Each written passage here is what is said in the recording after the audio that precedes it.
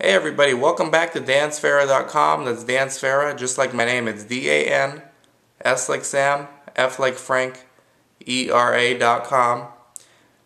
Gonna talk to you entrepreneurs out there today about how to really build your business, how to be able to leverage yourselves. My ultimate goal, like I always say, is to buy the Clippers. In order to do that, I have no possible way of doing that unless I know how to leverage.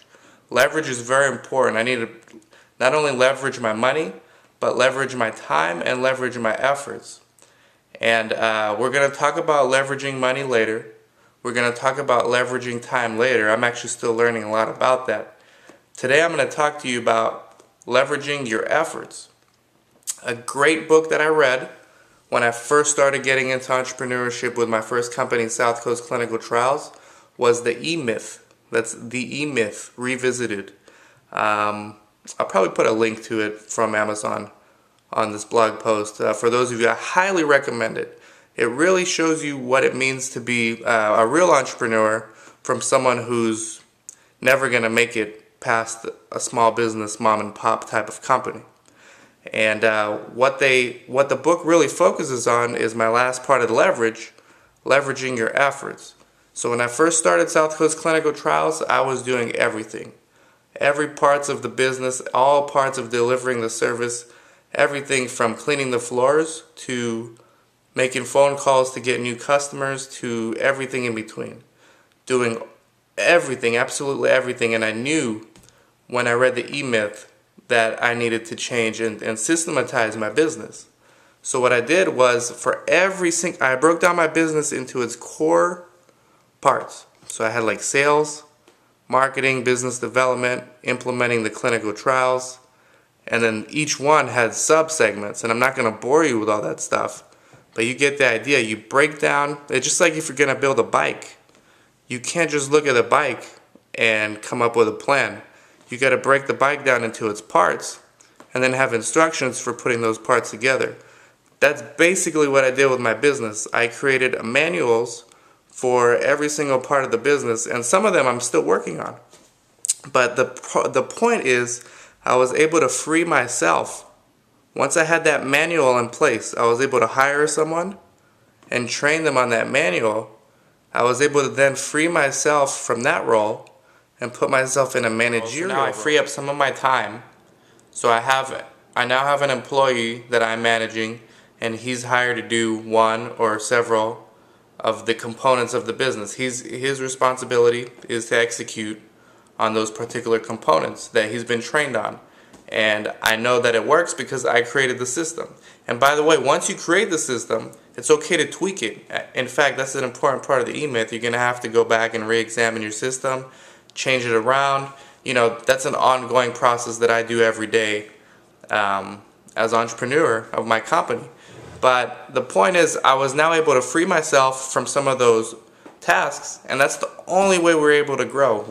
Since then, we have 2 more locations, and without having a system in place, I'd be running around to all 3 of our sites right now, all 3 of our clinics, trying to execute every single part of the business. It'd be ridiculous. It'd be impossible. I'd probably pass out. I'd probably have a heart attack or something. It's just humanly impossible. So the whole point of this is, in order to grow, in order to go from small business to big business, or from mom and pop to true entrepreneur, is to build a business where you have systems in place.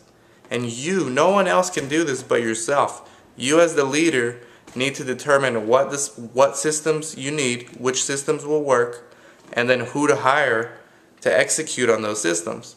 And by the way, sometimes you got to change the people because you're changing the systems, and the person you originally hired no longer is able to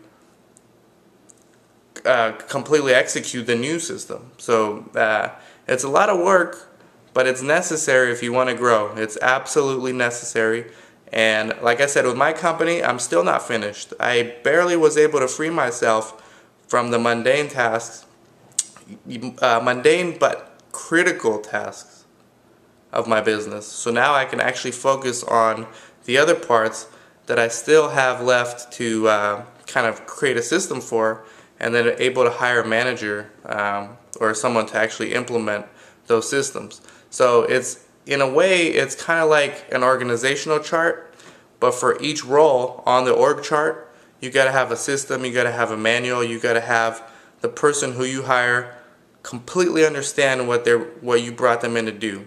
And then you just keep moving higher and higher until pretty much every single position on the org chart is complete. And by the way, if you feel like you can run some of those positions in the org chart, that's fine. That's the way I'm doing it right now with my current company. I'm still doing a lot of the positions myself, but it's no longer to the point where I'm overwhelmed because I have people who are taking care of things that I used to have to take care of. Therefore, I could never grow. It was like running on a treadmill. I'm just, I may be running fast, I may be moving my legs extremely fast, but I'm not going anywhere. I'm just getting tired. So to become a real entrepreneur and to really grow your business, you got to develop systems and bring in the right people to implement what you created, and then just keep doing it. Keep doing it until you're no longer overwhelmed and you're satisfied with the performance and the size of your company. Hope this helps. Let me know about you guys if you had any successes with your businesses. DanSfera.com. Thanks a lot.